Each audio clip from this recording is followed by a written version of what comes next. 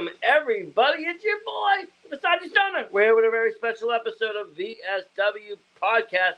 Coming back, wrestling personality, famous actor, Michael Kevin Lovett. Welcome. Hello, hello. It's always a pleasure, sir. Good to see you.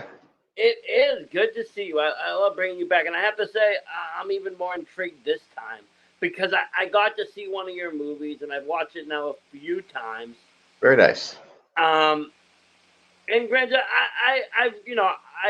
I've watched actually a bunch of your movies, but this one sticks out just because I'm into the horror realm. I like horror movies. I like spooky things, and you played a very creepy role in that. And now I can't look at you the same. Like you nailed that role perfectly. Thank you. Thank you. I'm guessing you're talking about Emmalyn Rose. Yes. Yeah. Okay. Talking about Emmalyn Rose, and there was another. If I'm correct, that movie was also directed by Linda Lee. It was. Yes, sir. Yes, sir. That's one of our many projects together. Awesome. Like I said, becoming a real fan of this, like almost like duo, and just seeing her films and different films because they're all like a little bit different. It's not like they're all about the same thing. That's very different than Soldier's Fortune, and very different than The Last Passage. So they're all very different films, which I like. Yes, yes. She does have a good bit of variety. She has some talent there as a writer and an actor. Of course, these are based on all of Miss Linda Lee's novels. But yes, there is a lot of variety there, and I've played villains with her. I've played heels with her, bad guys for those of the audience that don't know what a heel is. But yeah, there's a lot of variety there. And that's.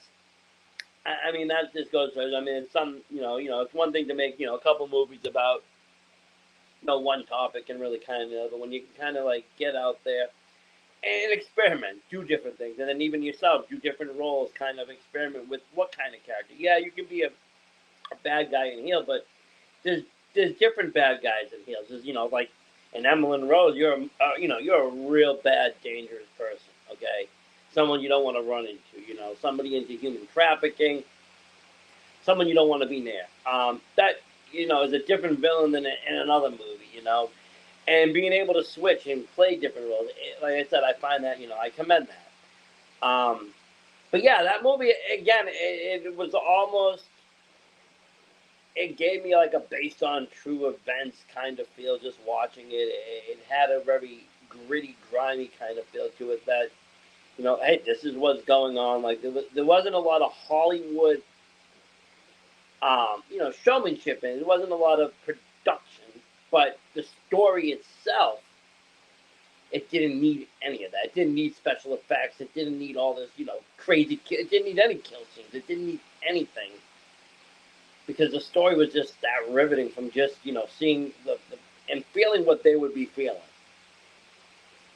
Right. In sorts, it's delivering a message to bring awareness to the human trafficking that is going on in the world right now. It's a bad thing right now in the world, and yeah, so that's why we're trying to bring awareness to it. And it was done in a very nice fashion, in a way that like I said, you could have made it over the top Hollywood, but again, that wouldn't deliver the message so good. People would remember the theatrics rather than the message. But with this grimy performance, with the green performance, I put myself in, the mother's role or in the father's role. What would you do? How would you act? And this is how it plays out. And this story, while it might not be a very true story, I can see it happen. Like I bet this case is out there. Police departments get swamped, missing people pile up, and you don't know where to begin if there's no leads. People get lost in the shuffle every day. It's just like you said. It's a sad state of affairs, but bringing awareness, can help.